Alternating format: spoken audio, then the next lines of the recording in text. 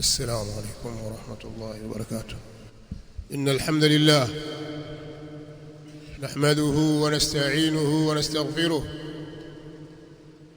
ونعوذ بالله من شرور أنفسنا ومن سيئات أعمالنا. من يهده الله فلا مضل له ومن يضلل فلا هادي له، وأشهد أن لا إله إلا الله وحده لا شريك له، وأشهد أن محمدًا عبده ورسوله. يا أيها الذين آمنوا اتقوا الله حق تقاته ولا تموتن إلا وأنتم مسلمون. يا أيها الناس اتقوا ربكم الذي خلقكم من نفس واحدة وخلق منها زوجها وبث منهما رجالا كثيرا ونساء، واتقوا الله الذي تساءلون به والأرحام إن الله كان عليكم رقيبا. يا أيها الذين آمنوا اتقوا الله وقولوا قولا سديدا يصلح لكم أعمالكم ويغفر لكم ذنوبكم، ومن يطع الله ورسوله فقد فاز فوزا عظيما. أما بعد، فإن أصدق الحديث كتاب الله، وخير الهدي هدي محمد صلى الله عليه وآله وسلم، وشر الأمور محدثاتها، فإن كل محدثة بدعة وكل بدعة ضلالة وكل ضلالة في النار. أيها الناس عباد الله، أوصيكم ونفسي بتقوى الله عز وجل، فإنه قد فاز المتقون.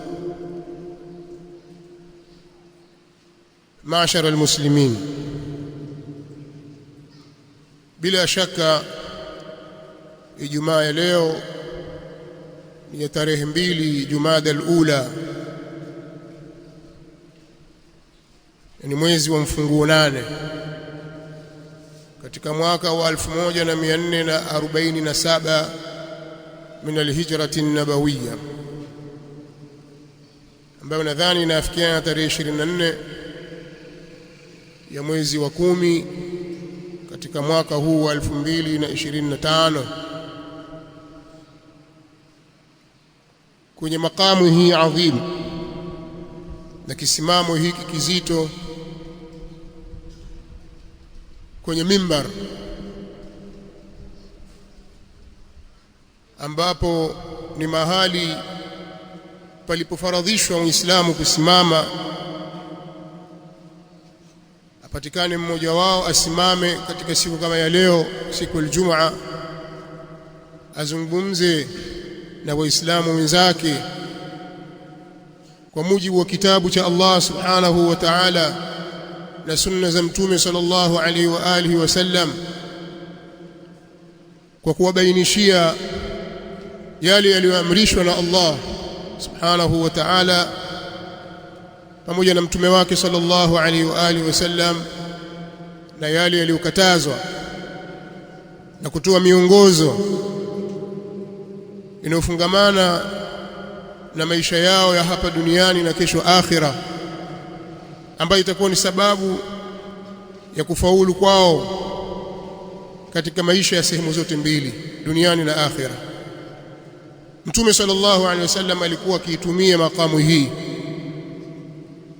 kwa malengo hayo, kadhalika masahaba, makhalifa waliokuja baada yake Mtume sallallahu alaihi wasallam, na viongozi wa Kiislamu na waliokuja baada yao mpaka kufikia wakati huu wa leo. Mimi nitaitumia fursa hii katika kuwakumbusha ndugu zangu juu ya neno la Allah subhanahu wa ta'ala pale aliposema, وضرب الله مثلا قرية كانت آمنة مطمئنة يأتيها رزقها رغدا من كل مكان فكفرت بأنعم الله فأذاقها الله لباس الجوع والخوف بما كانوا يصنعون. Haya ni maneno ya Allah subhanahu yaliyomo katika suratul Nahl. Ni maneno makubwa. Nimechagua maneno haya miongoni mwa maneno mengi ya Allah subhanahu wa ta'ala kwa sababu ya hili ambalo liko mbele yetu.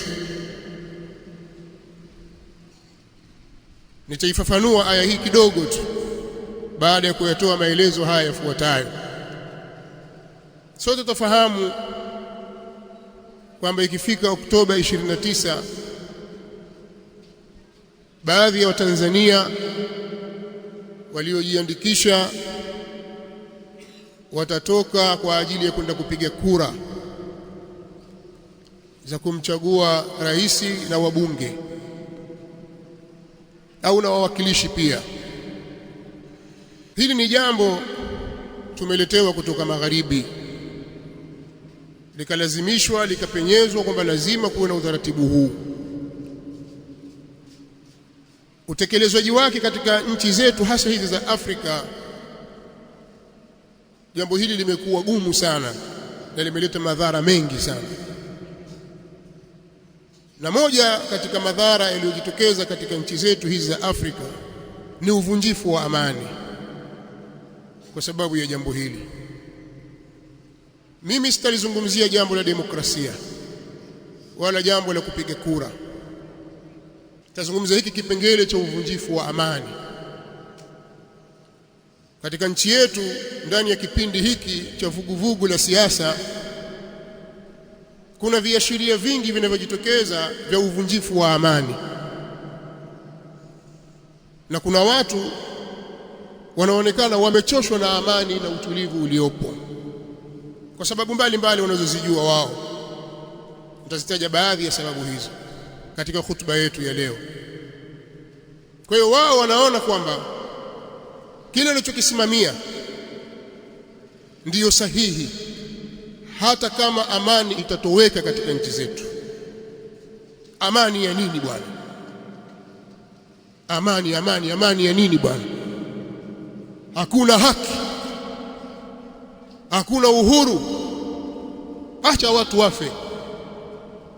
Maneno haya yamekuwa yakienezwa kwa muda mrefu kwa njia mbalimbali, kwa vyombo vya habari na hasa mitandao ya kijamii, kupitia wanaharakati mbalimbali au wanaojiita wanaharakati na baadhi ya wanasiasa na wanaojiita watetezi wa haki za binadamu na wengineo,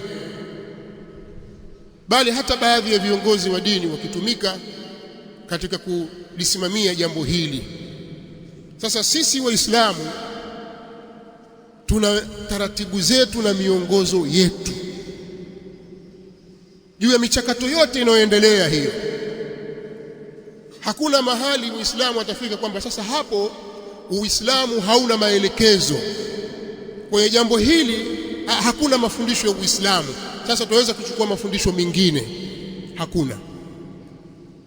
Si mambo yanayofungamana na dini wala dunia, si ndani ya msikiti wala nje ya msikiti. Popote pale ulipo Muislamu unao muongozo unaokuongoza wewe, tena ni wajibu juu yako kuufuata, sio hiari. Maadamu umeshakubali Uislamu kuwa ndio dini yako, waradhita billahi rabban wa bi Muhammadin rasula, muda wa kuwa usharidhia wewe kuwa Allah ndiye Mola wako na Muhammad sallallahu alaihi wasallam ndiye mtume wako. Radhitu billahi rabba wa bil islami dina wa bi Muhammadin sallallahu alaihi wa alihi wasallam rasula. Ukiwa umeridhika na hilo, na kila siku wewe wasema maneno haya asubuhi na jioni, wamwambie Allah subhanahu, wajishuhudisha kwake. Muislamu yote anasema maneno haya. Muislamu anayejitambua anatangaza rasmi asubuhi na jioni, kabla jua halijachomoza, asubuhi na kabla jua halijazama. Muislamu husema maneno haya mara tatu. Mimi nimesharidhika kuwa Allah awe ndiye Mola wangu na dini ya Uislamu ndiyo dini yangu, ndiyo mfumo wa maisha yangu, na Mtume Muhammad sallallahu alaihi wasallam mimi ndiye mtume wangu, mimi nitasikiliza maelekezo ya Allah subhanahu wa ta'ala, nitasikiliza miongozo ya Mtume Muhammad sallallahu alaihi wasallam, nitayafanyia kazi mafundisho ya dini yangu ya Uislamu. Hivi ndivyo Muislamu anajitambua kila siku anavyokuwa. Sasa kama bado hujajitambua, jitambue kwenye hilo kwamba wewe ni Muislamu na una miongozo ambayo ni wajibu juu yako kuifuata. Na ndio maana imekuja athar, baadhi ya wanazuoni wanafanya ni hadithi marufuku kutoka kwa Mtume sallallahu alaihi wasallam, hadithi ya Hudhaifa ibn al-Yaman, kadhalika hadithi ya Ibn Mas'ud. Lakini as-sahih annahu atharun sahihun an Ibn Mas'ud, mawquf an Ibn Mas'ud. Athar, mapokeo yaliyopokewa kutoka kwa sahaba Abdullah ibn Mas'ud, ametaja al-Imam at-Tirmidhi katika jamii yake, wakielekezwa waislamu, la takunu imma'a taqulun idha ahsana an-nasu ahsanna wa idha zalamu zalamna, katika riwaya wa idha ahsanu ahsanna walakin wattinu anfusakum. Mtume sallallahu alaihi wasallam, ikiwa imethibiti hadithi kutoka kwake au sahaba Abdullah ibn Mas'ud radhiyallahu ta'ala anhu, anasema waislamu nyinyi msiwe imma'a. Imma'a ni mtu ash-shakhs alladhi yuqallidu akhar bila wa'yin wala tafakkur. Imma'a ni mtu anayefuata watu wengine, anayedandia agenda za watu pasi na kufahamu wala kutafakari. Huyo ni imma'a, bendera fuata upepo. Msiwe hivyo waislamu. Kwa hiyo muislamu anajengwa kwenye misingi madhubuti. Msiwe ni bendera fuata upepo, mkawa mnasema watu wakifanya vizuri na sisi tutafanya, na wakifanya vibaya na sisi tutafanya vibaya. Kama watu wataharibu, basi sisi tutaharibu. Kama kuna watu waliharibu nchi yao huko, basi hata sisi kwani kuna nini? Kuna kitu gani? Wenzetu mbona wamefanya? Zitulizeni nafsi zenu. Wanaambiwa zitulizeni nafsi zenu, muwe mna uwezo wa kuchanganua mambo. Kama watu watafanya vizuri, basi si vibaya kuwaiga na nyinyi mkafanya vizuri. Watu wakiwatendea wema, basi na nyinyi walipeni wema. Wakifanya mambo mazuri, yaigeni mambo yale na nyinyi muyafanye. Na wakidhulumu, basi nyinyi msidhulumu. Wakiharibu, basi nyinyi waislamu msikubali kuharibu. Haya ndio mafunzo ya mtume wetu Muhammad sallallahu alayhi wa alihi wasallam, mafunzo yalipokewa kutoka kwa maswahaba wa mtume sallallahu alayhi wasallam, wanafunzi wa mtume Muhammad sallallahu alayhi wa alihi wasallam, yanamjenga muislamu katika msingi huu. Kwa hiyo muislamu hawi tabi'u likulli na'iq. Muislamu hawi ni mfuasi wa kila anayepiga yowe na kupiga kelele, hadandii agenda za watu. Sasa kuna watu huko kwenye mitandao wanawahamasisha watu watoke wafanye maandamano, kwamba tarehe 29 tusikubali kwa sababu wenzetu wa nchi fulani walifanya, kwa hiyo sisi tusikubali, tutoke barabarani, tusikubali. Sasa muulize muislamu, kinachokufanya wewe utoke barabarani uipinge serikali, upambane na vyombo vya dola, na pengine damu zitamwagwa na mali zitaharibiwa na mambo mengi yataharibika, na kubwa zaidi amani itatoweka, linalokufanya wewe utoke barabarani ni nini? Kuna dada mmoja kule kasema la takunu imma'a, la takunu imma'a. Kuna mwanaharakati fulani kasema tumewaona wenzetu wamefanya. Muislamu hawi bendera fuata upepo. Madai yanayoletwa yanapimwa kwenye mizani. Anasema nini? Anadai nini? Tunadai haki. Tunadai haki kwa sababu hakuna haki. Utekaji umezidi, watu watekwa, kwa hiyo hatuna uhuru. Mimi nataka kuulize wewe Muislamu, ni haki gani ulioikosa, uliofunzwa na Mtume Muhammad sallallahu alaihi wasallam kwamba hii ni haki yangu na nimeikosa? pingine ipo, ulidhulumiwa kitu fulani. Rudi kwenye mafunzo ya mtume wako Muhammad sallallahu alaihi wasallam. Endapo itatokea dhulma, utatokea unyenyesaji, ukandamizaji kutoka kwa mtawala mwenye mamlaka ambaye anasimamia jambo la nchi yako, akikudhulumu, pengine kakupiga bila sababu yoyote, pengine una shamba lako kwa kunyang'anya, nyumba yako imeporwa au imevunjwa, pesa zako zimechukuliwa, mtume wako sallallahu alaihi wasallam amekufundisha nini? Usiangalie mambo ya mitandao kwamba fulani kasema kwenye mtandao fulani. Wewe angalia, wewe ni Muislamu na ulishasema raditu billahi rabba wa bilislami dina wa bi Muhammadin sallallahu alaihi wa alihi wasallama nabiyya. Umejifunga mwenyewe kwenye Uislamu.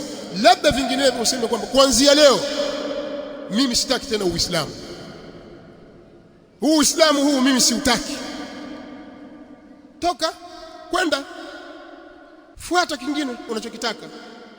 Lakini usijidai kwamba Muislamu na huku una misimamo elfu tofauti, dhulu wajhain, huko kama kinyonga.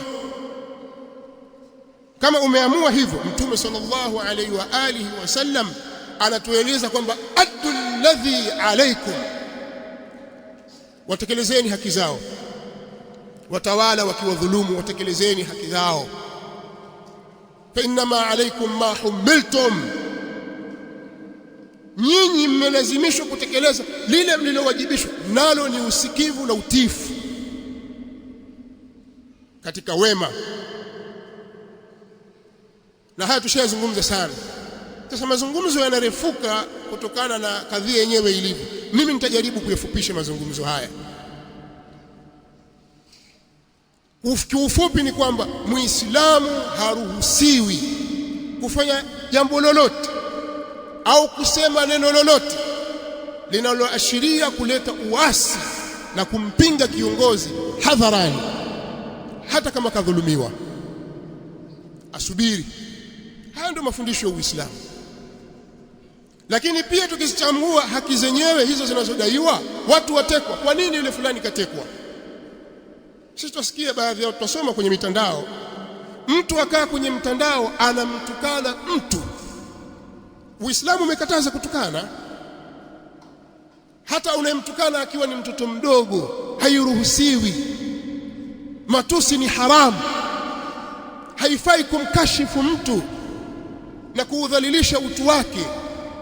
Haifai tatabu'ul aurat katika Uislamu, mtu kufuatilia aibu za watu na kasoro zao, afanya nini, enda wapi, ana nini, ukaanza kumchimbua mtu. Haifai. Sasa haya ndio yaliyojaa kwenye mitandao, mambo ya dhulma na uadui. Atukanwa mtu, baba wa fulani au mama wa fulani, kwa matusi ya nguoni.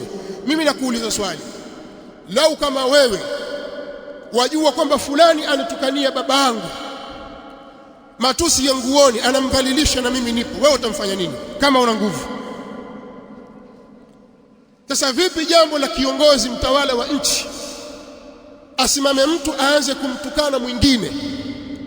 Sasa kama kuna dini inaruhusu mambo hayo na upuuzi huo, Uislamu hauruhusu jambo hilo. Sisi kwenye Uislamu hatuna mambo hayo. Upumbavu wa aina hiyo kwetu hakuna. Uko huko kwingine kwamba huyu anatukana, atukane tu, asichukuliwe watu zozote. Wewe mzazi, mkanye mtoto wako. Wewe mlezi, mkanye mwanao unayemlea, asitukane watu. Kwa sababu ukimtukana baba au mama wa mtu, mwanao akimtukana mzazi wa mtu, basi siku ukitukanwa na wewe usilalamike, bali ukichukuliwa hatua au yeye akichukuliwa hatua usilalamike. Sasa inakuwaje tunabadilisha mizani sisi? Tumeona mtu atukana, baba yake yupo, mama yake yupo, jamaa zake wapo, hawamkatazi. Anapotiwa nguvuni sisi tunalalamika, mwanangu. Wewe una wazimu. Sasa haya ndio yaliyopo sasa hivi, lakini wewe wafanya shughuli zako, wenda warudi, wafanya biashara zako, wewe wenda shambani kwako kulima, wenda kwenye mifugo yako, wenda kazini ulipoajiriwa, wafanya mambo yako, humbughudhi mtu yoyote wala huzungumzi lolote kwa dhulma. Hakuna atakayekudhulumu. Lakini haya twayaona sisi, hatujaambiwa huko na kule. Twaona baadhi yao wanashiriki katika baadhi ya mambo mabaya. Katika kipindi kilichopita kuna watu walishiriki katika mambo mabaya kabisa na wakayaunga mkono. Leo wamegeuka, wanajifanya wataka kututetea sisi, eti ni watetezi wetu, waanza kuwatukana wale waliokuwa wakishirikiana nao katika baadhi ya mambo, watutia ujinga sisi tushirikiane na wao kwa sababu kuna maslahi waliyakosa katika nchi hii. Sisi si wapumbavu, sisi si waimmaa. Sisi Waislamu tuna maarifa na miongozo madhubuti kabisa kutoka kwa mtume wetu sallallahu alaihi wasallam. Huwezi kutudanganya. Kuna wahusieni ndugu zangu Waislamu, maneno haya ninayowaambia hayafungamani na chama chochote wala kujipendekeza kwa yoyote. Tunazungumza jambo hili kwa sababu hatari yoyote itakayotokea katika nchi hii ya uvunjifu wa amani, hakuna atakayesalimika, si mdogo wala mkubwa, mwanamke wala mwanamume, Muislamu wala Mkristo. Kwa hiyo tuna wajibu wa kulisimamia jambo hili, kuhami, kuhakikisha neema ya Allah subhanahu wa ta'ala iliyoko juu yetu inadumu. Wadharaba Allahu mathalan qaryatan kanat aminatan mutma'innah. Allah subhanahu wa ta'ala ndani ya Qur'ani aliupigia mfano mji uliokuwa katika hali watu wake wako katika amani na utulivu. Yatiha rizquha raghadan min kulli makani, riziki yake inakuja kwa wasaa kutoka kila mahali. Wanaokuja kwa njia za baharini, kwa nchi kavu, kutoka China, kutoka India, kutoka Uturuki, kutoka wapi, riziki zinakuja katika miji hiyo. Watu waleta bidhaa na wengine wasafirisha. Yatiha rizquha raghadan min kulli makani, riziki yake inakuja kwa wasaa kutoka kila mahali, kila upande wa dunia. Fakafarat bi an'amillah, lakini watu wa mji ule wakaikufuru neema ya Allah. Zile neema za Allah zote wakazikufuru. Hapa Allah subhanahu wa ta'ala katika neno la Kiarabu ametumia an'am, ambao ni jamu qilla, kuonyesha ya kwamba wingi ambao unafahamisha wingi wenye kiasi kichache, sio ule wingi mkubwa, kuonyesha kwamba kufuru katika neema hata ikiwa kwa kiwango kidogo ina madhara. Fakafarat bi an'amillah faadhaqaha Allahu libasa al-ju'i wal khawf bima kanu yasnaun. Allah akawaadhibu wao, akawavisha adhabu ya njaa na hofu kwa sababu ya yale waliyofanya. Kuna watu walifikiwa na hali hiyo, walikuwa katika neema wakaona neema nini, walikuwa katika amani nini, wakaikufuru neema ile ikaondolewa. Wanaitamani lakini haiwezi kurudi sasa. Nasallallahu lana wa lakum al-afiyata was-salam. Alhamdulillahi rabbil alamin, hamdan kathiran tayyiban mubarakan fihi, ملء السماوات وملء الأرض وملء ما بينهما وملء ما شئت من شيء بعد. أهل الثناء والمجد، أحق ما قال العبد وكلنا لك عبد. اللهم لا مانع لما أعطيت ولا معطي لما منعت ولا ينفع ذا الجد منك الجد. سبحانك اللهم لا علم لنا إلا ما علمتنا إنك أنت العليم الحكيم. والصلاة والسلام الأتمان الأكملان على البشير النذير والسراج المنير نبينا محمد وعلى آله وصحابته أجمعين. أما بعد. ndugu zangu Waislamu,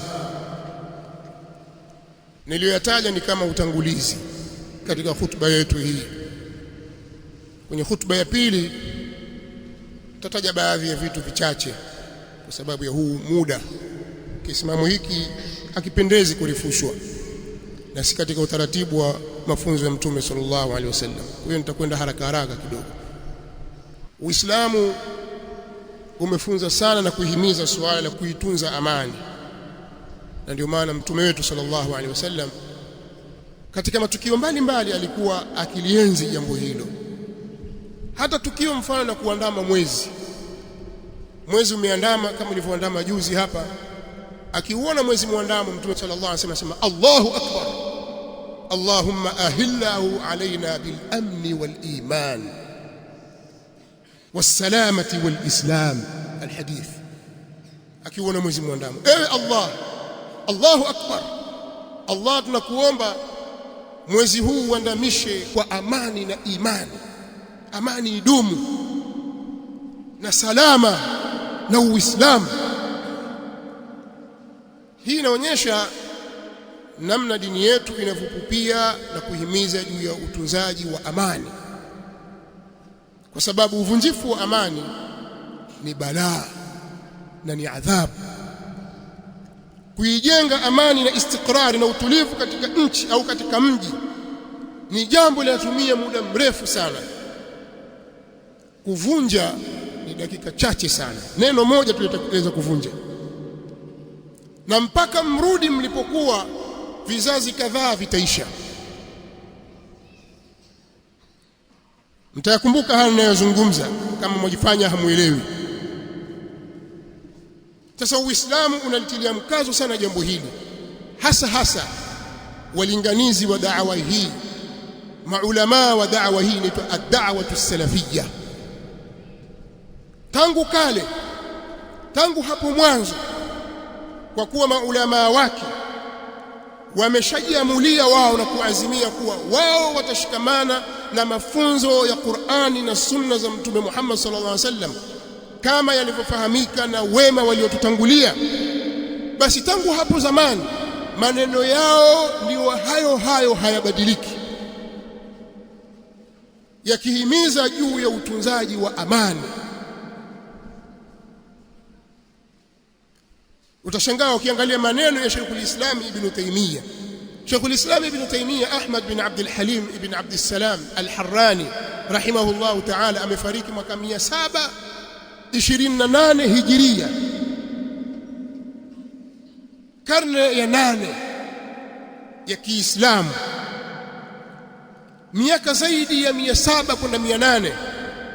Alisema maneno, anasema وقل من خرج على إمام ذي سلطان إلا كان ما تولد على فعله من الشر أعظم مما تولد من النصر.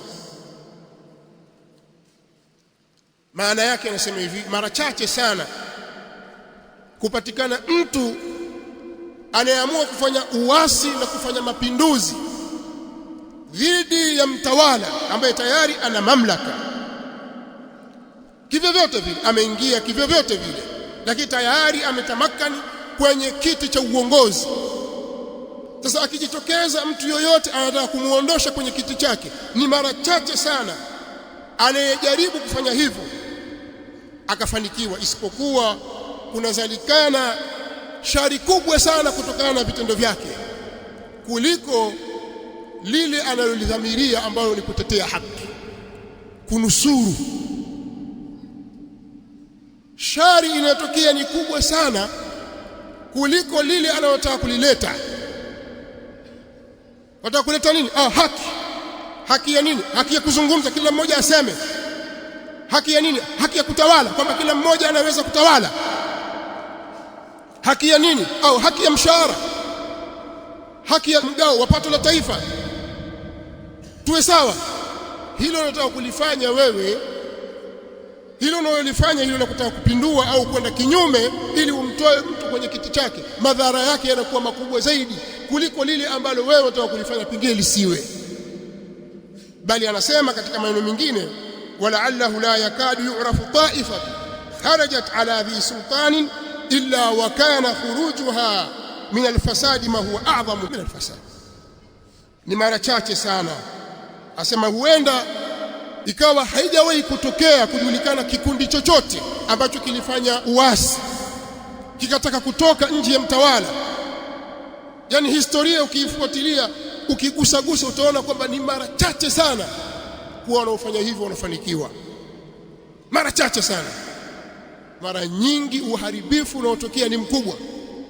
Sasa maneno haya yalizungumzwa huko, lakini sasa hebu nyinyi yaleteni katika wakati wa sasa. Si watu walilalamikia mambo kama haya huko Libya? Kila kitu wamepata, ila uhuru wa kusema, uhuru wa kutawala. Hakuna demokrasi, kwa sababu Muammar al-Qaddafi alikuwa anawasimamia na kuwatawala biyadin min hadid, kwa mkono wa chuma, hakuna anayefurukuta. Wakasahau neema zile zote, wakaona kwamba salama tumpindue ili tuwe huru. Fuatilieni historia yao na jambo lilivyo kwao. Yemen, mpaka tunapozungumza sasa hivi kuna marais zaidi ya 5 ndani ya nchi moja, bali wengine wanasema 8 nchi moja. Huyu Ali Abdullah Saleh al-Ahmar huyo afai aondoke 2012. Walimuua, wakaipindua nchi. Sasa 2012 mpaka leo muda gani? As-Somali, Sudan, huyu al-Bashir atufai huyu, maandamano. Kitu gani kilizalikana baada ya hapo? Sasa mimi nawaambia kitu kingine. Katika ukanda huu wa Afrika Mashariki, nchi yetu sisi imeruzukiwa na hali ya utulivu na amani kwa kiwango cha juu sana. Ni nchi ya kupigwa mfano. Nchi nyingi zilizotuzunguka haziko katika hali ya amani, kimbilio lao ni hapa. Baadhi yenu mwajua kwamba kuna baadhi ya mipaka ya Tanzania ni lazima ilindwe kwa ukaribu mno, kwa sababu ya upande wa pili hauko salama. Kuna kitu wanakidai, wanataka dola ya Kiislamu isimame, tuchinje kila kafiri, na wana silaha, wanapigana, wana nguvu kiasi fulani. Raia wa kawaida hawezi kupambana nao, lazima walindwe na jeshi. Jeshi lazima lilinde mipaka. Sasa nawaambieni kwamba itokee sasa tumeamua kuandamana, tukaingia barabarani, jeshi badala ya kulinda mipaka likawa linapambana na raia waliomo ndani. Hii vita nani anaweza kuisimamisha hapa? Afala taqilun? Hamna akili? Mmesahau kwamba kuna Kongo na nchi mbalimbali ambazo zimekosa amani, hawana pa kukimbilia. Wewe utakwenda wapi?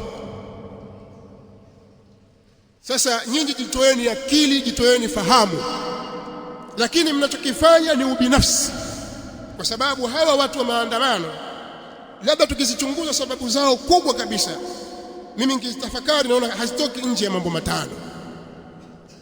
Sababu ya kwanza ni ujinga. Mara nyingi wajinga ndio wanaotumiwa katika kupitisha agenda za watu. Wewe huna lolote, ufaidiki na chochote, lakini kuna mabwana wakubwa watakupitisha agenda zao. Cha kufanya ni nini? Ni wewe mjinga. Wewe ujinga ni tatizo, na hasa ujinga wa kutokufahamu miongozo ya dini ya Mtume Muhammad sallallahu alaihi wa alihi wasallam. Kwa hiyo haya mavuguvugu haya mara nyingi wanaotumika ni alhamatu ru'a, juhal, sufahaun nas, ndio wanaotumika, ikawa wao ndio punda ukubebeshwa mizigo hii. Au sababu nyingine ni kufuata matamanio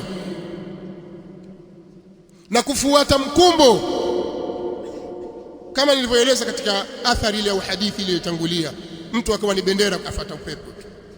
Au sababu nyingine ni tamaa ya mali na madaraka. Alishazoea kupata mali bure bure tu, alishazoea kupata madaraka na vyeo, sasa kakosa, aona afadhali nife na wenzangu, nihamasishe. Hili pia lipo. Jambo nyingine ni uchochezi kutoka kwa maadui na watu wasiokuwa na nia njema, wakayapitisha baadhi ya mambo kama ndiyo mirija yao ya kupenyeza sumu zao. Watu wako nje ya nchi zetu wakawatumia wanasiasa, wanaharakati, wakatumia vyombo vya habari, wakaweka mamluki wao. Lengo lao ni wao kujinufaisha, kwa sababu fujo ikitokea hapa hakuna amani, basi madege yao ya jeshi yatakuja kulinda amani, lakini wakati huo wanavuna utajiri uliopo katika nchi zetu, na wanafanya katika nchi mbalimbali, na hamtapatana milele, na kila mmoja atashika njia yake, wao wataendelea kunufaika. Lakini kitu kingine, udini, ukabila, ubaguzi wa rangi, sema hapa katika nchi yetu zaidi ni udini. Kuna baadhi ya watu wanajiona kwamba wao wana haki zaidi katika nchi hii kuliko mtu mwingine. Kwa hiyo akisema lazima asikilizwe, asiposikilizwa na akaona kwamba hana ushawishi, basi yuko tayari kufanya chochote. Sasa haya yote niliyotaja haya ni mambo marefu, lakini nichukueni hayo. Lakini katika madhara ya jambo hili, nchi ikiatilika, kwa maana ya kwamba mambo yakisimama, tushaamua vurugu sasa. Hatujui tupigana na nani, kwamba sasa wewe wapambana na nani, lakini mambo yameharibika. Pana ubinafsi hapa, kwa sababu kuna wazee, babu yako mzee hawezi kutembea, watoto wadogo, wanawake wenye mimba, kuna watu wako vitandani, mahospitalini na majumbani, wanahitaji huduma ya afya, na pengine mtu huyu akawa ni baba yako au mama yako au kaka yako au dada yako au mjomba wako au shangazi yako au mwanao au mjukuu wako, yuko kitandani, anahitaji madripu, anahitaji uangalizi wa karibu, al-inayatul murakkaza, yuko katika ICU. Maandamano yametokea alfajiri ya leo, hakuna anayekwenda kazini, afa. Wagonjwa wangapi watadhurika kwa sababu ya upumbavu huu unaoletwa na wachochezi? Kuwa na akili, la takunu immaa. Yazingatieni maneno haya, na kuzungumza maneno haya Waislamu kuambia si wa uoga wala si ukibaraka, ndiyo mafunzo ya mtume wetu Muhammad sallallahu alayhi wa alihi wasallam. Kwa hiyo sisi hatuko tayari kufanya maandamano wala migomo ya aina yoyote. Kitu cha msingi ninachowaomba, tuitunzeni neema hii ya amani Allah subhanahu wa ta'ala aliyoturuzuku, kwanza kwa kuitambua neema hii, lakini pili kwa kuishukuru neema hii kwa kuyafanya yale yanayotakiwa kwa mujibu wa dini yetu, lakini pia kwa kuwakemea wenye kutaka kufanya uharibifu na kutokuwaunga mkono. Lakini jambo jingine kubwa ni sisi kumuomba dua Allah subhanahu wa ta'ala, mambo kama haya yapite kwa salama, amani iendelee kudumu na utulivu, tusiwe na mchango wowote wa uvunjifu wa amani. Allahumma aminna fi awtanina wa aslih a'immatana wa ulata umurina, Allahumma wafiqhum lima tuhibbu wa tarda warzuqhum albitanata as-salihah wa khudhu binawasihim ila albirri wattaqwa. Allahumma ihfaz biladana wa bilad almuslimin min sharri alashrar wa kayd alfujjar برحمتك يا عزيز يا غفار. اللهم اجعل بلادنا آمنة مطمئنة رخاء سخاء وسائر بلاد المسلمين. اللهم انصر المستضعفين من المسلمين في كل مكان، اللهم انصرهم على عدوك وعدوهم يا رب العالمين. اللهم احفظنا بحفظك واسترنا بسترك واغفر لنا وارحمنا. اللهم من أراد بنا سوءا فاشغله في نفسه واجعل تدبيره في تدميره يا سميع الدعاء. اللهم اغفر للمؤمنين والمؤمنات والمسلمين والمسلمات الأحياء منهم والأموات برحمتك يا أرحم الراحمين. وصل اللهم وسلم وبارك على نبينا محمد. قوموا إلى صلاتكم.